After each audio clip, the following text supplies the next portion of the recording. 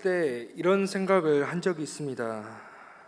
내가 보는 세상의 모습과 다른 사람들이 보는 이 세상의 모습이 똑같을까?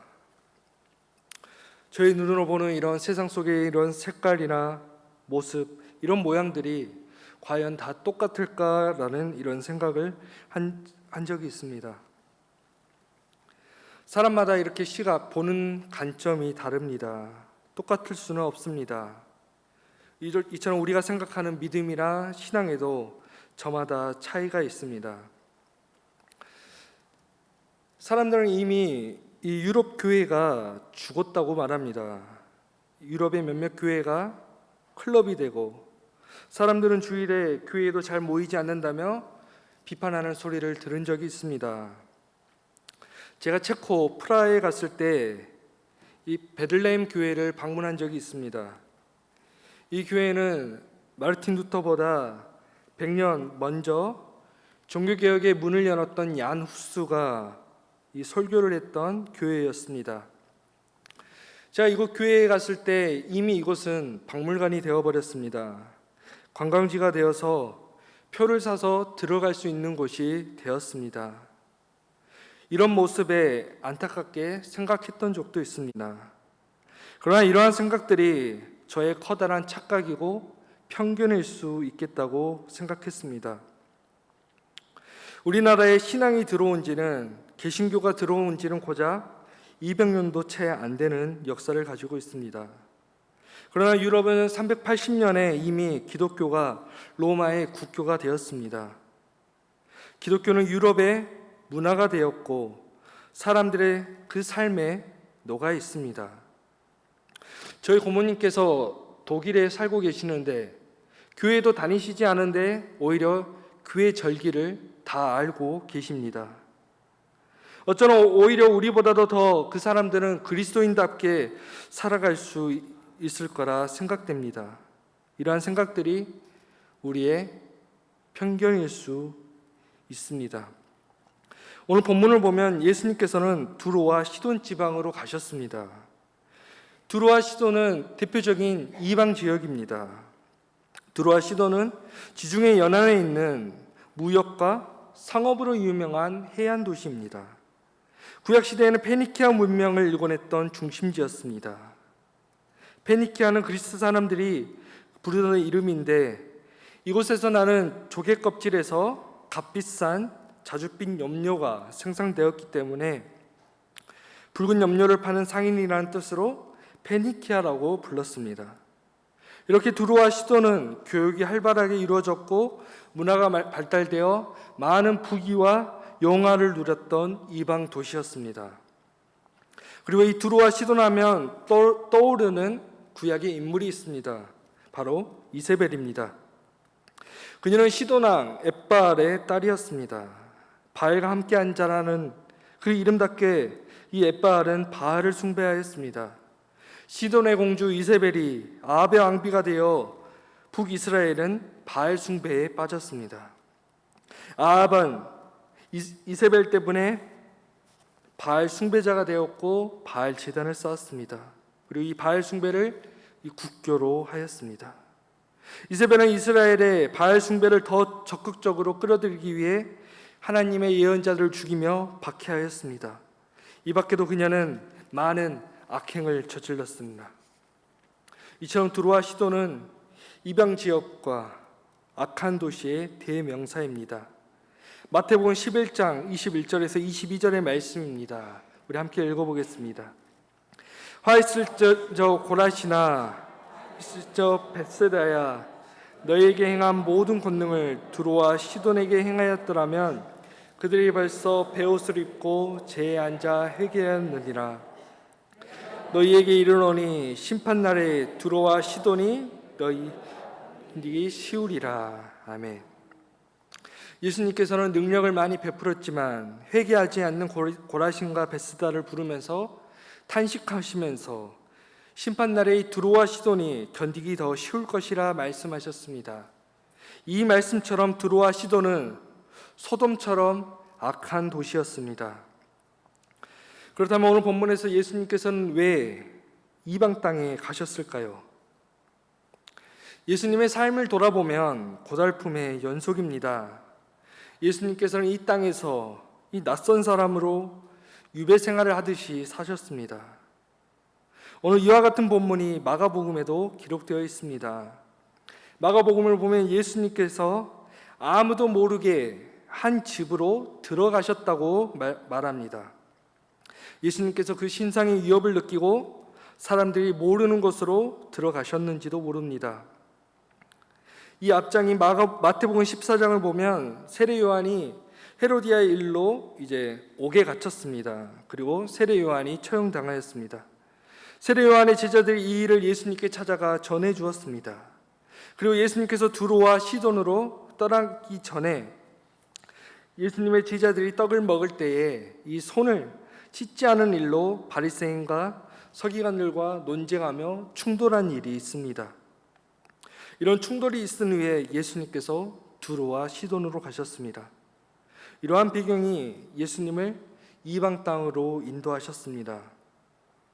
어쩌면 예수님께서 이방 여인을 만나게 하시려고 이방 성교의 문을 여시려고 하는 하나님의 섭리였는지도 모릅니다. 예수님께서 길을 가실 때 갑자기 예수님 앞에 한 여인이 나타났습니다. 본문 22절의 말씀을 같이 읽어보겠습니다. 가나안 여자가 하나가 그 지경에서 나와서 소리질러 이르되 주 다윗의 자손이여 나를 불쌍히 여기소서 내 딸이 흉악하게 귀신 들렸나이다 하되. 아멘. 오늘 본문에서 이 여인을 가나안 여자라고 말합니다. 이 여인은 이방인이었습니다. 특히 가나안이라는 단어는 유대인들에게는 부정적인 의미를 주는 단어입니다. 이스라엘 사람들에게 이 가나안 사람은 혐오와 공포의 대상이었습니다. 이스라엘 백성이 출애굽 후에 나중에 가나안 땅에 들어갈 때 하나님께서는 가나안 땅 사람들을 모두 진멸케 하셨습니다. 이는 그들이 그 신들에게 행하는 모든 가증한 일을 너희에게 가르쳐 본받게 하여 너희가 너희 하나님 여호와께 범죄할까 함이니라. 이 신명기의 말씀처럼 바로 이 우상 숭배 때문이었습니다. 가나안 여인은 어떻게 그녀가 예수님을 알았는지는 모르지만 자신의 이 속사정을 이야기했습니다. 당시 이방 여인이 유대인 앞에 자신을 나타내 보이며 말하는 것은 상상할 수도 없었던 일이었습니다. 그녀가 이렇게 할 수밖에 없었던 이유는 바로 자신의 딸이 흉악한 귀신에 들렸기 때문입니다. 흉악한 귀신이라는 표현처럼 그녀의 딸은 매우 위중한 병에 걸린 것 같습니다. 당시의 유대인들뿐만 아니라 이방 사람들도 이러한 귀신이 병에 걸리게 한다고 믿었습니다. 그런데 여기서 특이한 점은 이 가나안 여인이 예수님을 부르는 호칭입니다. 그녀는 예수님을 주 다윗의 자손이라 불렀습니다. 다윗의 자손이라는 말은 메시아의 칭호입니다. 마태복음 9장을 보면 눈먼 사람 둘이 예수님께 다윗의 자손이여 우리를 불쌍히 여겨 주십시오라고 소리치며 다가왔습니다. 이처럼 유대인이 예수님을 다윗의 자손이라 부르는 것은 이해할 수 있지만 이방인이 메시아의 칭호를 알고 있었다는 것은 신기한 일입니다. 이 이방인 여인이 이 말을 알고 있었다는 것은 그녀가 메시아 신앙, 유대인의 믿음을 가졌다는 것을 알 수 있습니다. 그녀는 예수님을 다윗의 자손으로 보았습니다. 바로 메시아로 보았습니다. 본문을 보면 예수님께서 이 여인의 요청에 네 가지의 모습으로 반응하십니다. 먼저 예수님의 첫 번째 반응입니다. 예수님께서 이 여인의 목소리에 침묵하셨습니다. 여인의 이런 긴박한 간구에도 한 말씀도 하시지 않으셨습니다. 오늘 우리가 이 본문의 상황을 머릿속으로 상상해 본다면 예수님께서 자신을 부르는 이러한 간절한 소리를 아예 무시하고 본인의 길을 걸어가신 것입니다. 이러한 모습을 떠올린다면 오늘 우리가 생각하는 예수님의 모습과는 너무 다른 모습입니다. 절대로 이해되지 않는 그런 모습입니다. 엘리 위젤이라는 작가가 있습니다. 그는 루마니아계 유대인이었습니다. 제2차 세계대전 때 악명 높았던 아우슈비츠 수용소에 그는 수감되었습니다.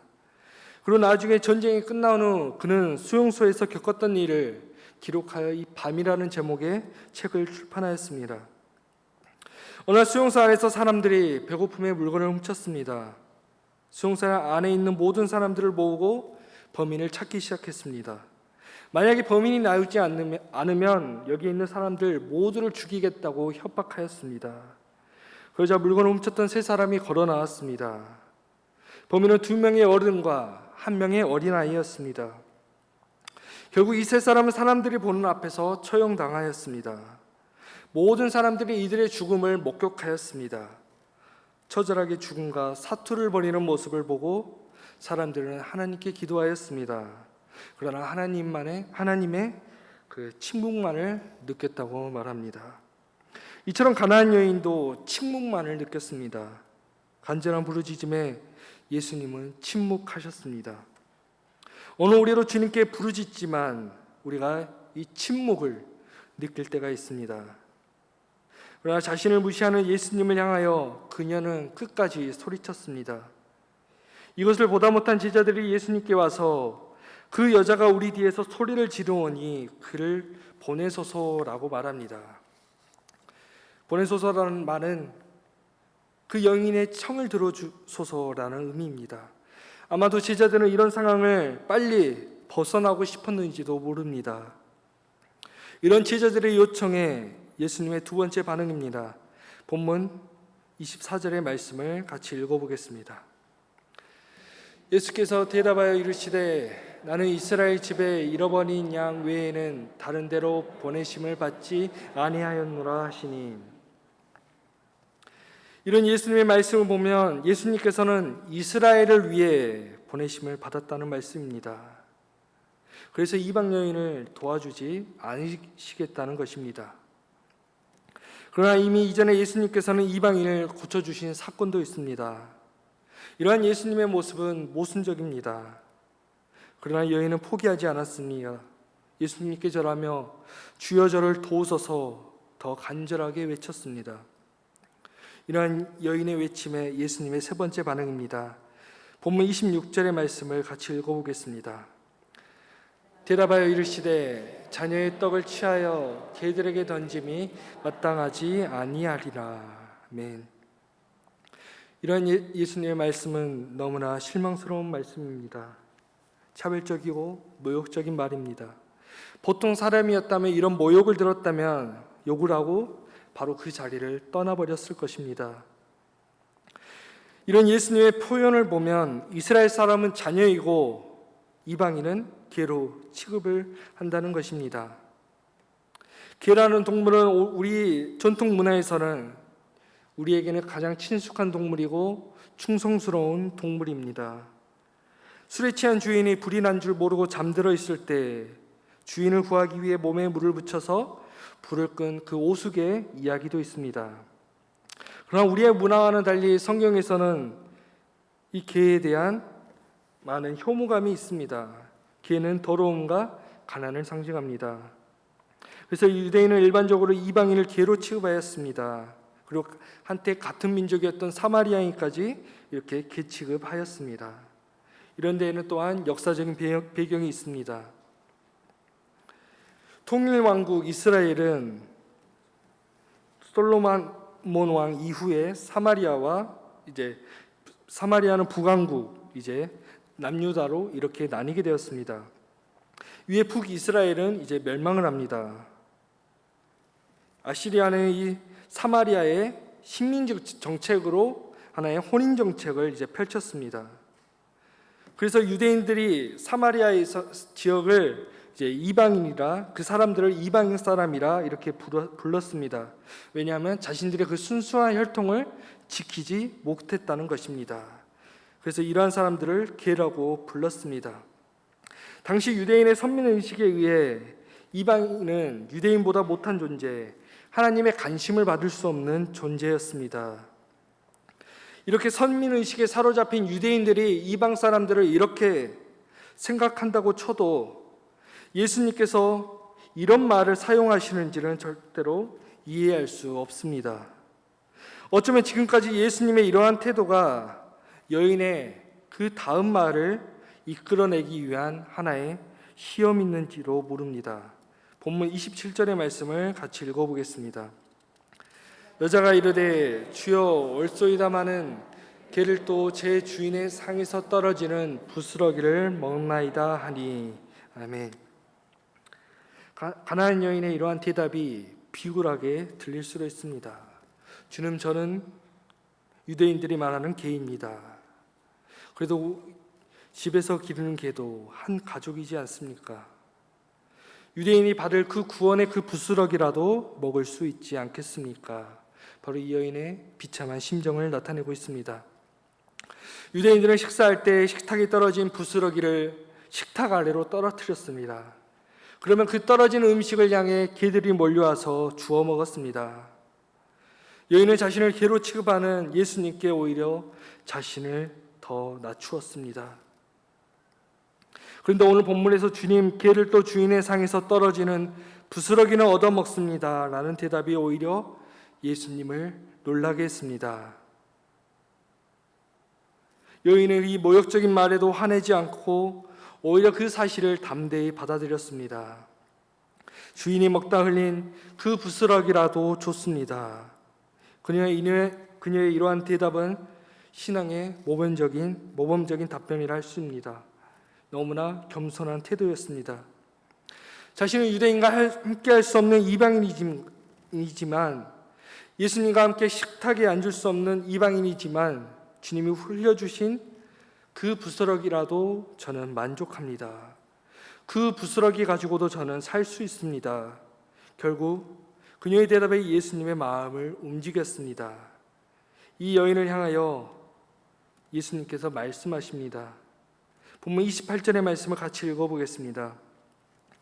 이에 예수께서 대답하여 이르시되 여자여 내 믿음이 크도다. 내 소원대로 되리라 하시니 그때로부터 그의 딸이 나으니라. 아멘. 오히려 예수님께서는 이 여인의 믿음이 크다고 칭찬하셨습니다. 이방 여인의 믿음에 감탄하셨습니다.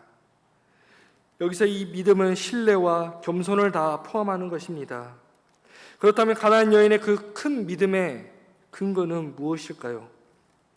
이미 살펴본 것처럼 예수님께서는 이스라엘을 자녀, 이방인을 개로 비유하셨습니다. 그러나 이러한 것들은 이미 고대로부터 그렇게 여겨졌던 것들이었습니다. 예수님께서도 이스라엘이 하나님의 선민임을 부정하지는 않으셨습니다. 그런데 예수님의 사역을 우리가 돌아보면 예수님의 이러한 말씀에 유대인들은 벗어났습니다. 오히려 참된 믿음을 보인 사람들은 이방인들이었습니다.